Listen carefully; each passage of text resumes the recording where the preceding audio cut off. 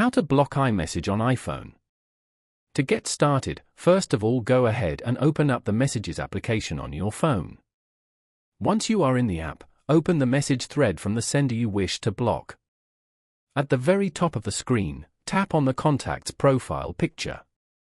This action reveals a set of options for that specific conversation. From the options, tap the Info button. Here, scroll down to the very bottom of the screen. After that, tap on the Block Caller button.